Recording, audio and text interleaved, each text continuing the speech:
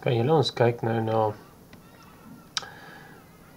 logaritmiese vergelykings en ook eksponensiële vergelykings. Want die twee gaan maar saam. Jy kan baie keer logs maar by eksponensiële vergelykings gebruik en andersom.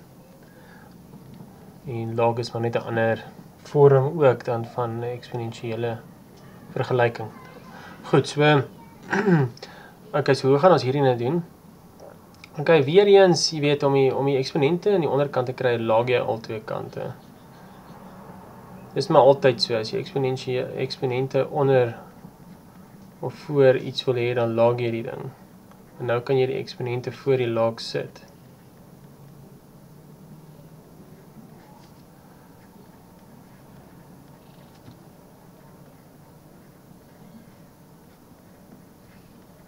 Okay, so nou het jy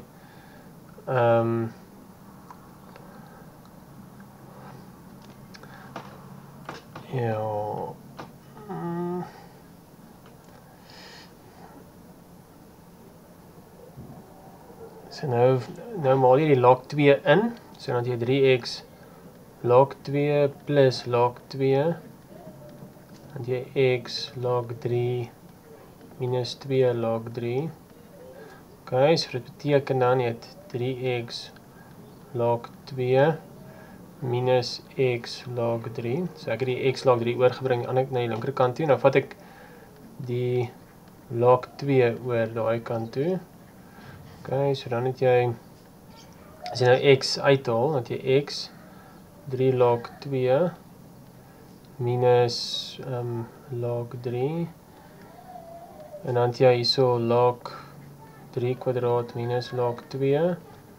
En dan hierso het jy dan onder x log 2 tot die derde minus log 3 is gelyk aan log. Okay, hierdie log, omdat dit 'n minus is, kan jy ons deel. So jy sê dan 9 gedeel deur 2. En hierso het jy x en dan het jy log, hierso is dit 8 gedeel deur 3. En dan het jy log 9 gedeel deur 2. Okay, en dan kan jy dit nou net wegdeel. So jy deel al twee kante met log 8 op 3. As ek nou alles reg uitgewerk het, so dan is dit x is gelyk aan log 9 op 2 gedeel deur log 8 op 3. En daar het ons 'n antwoord vir die log sommetjie.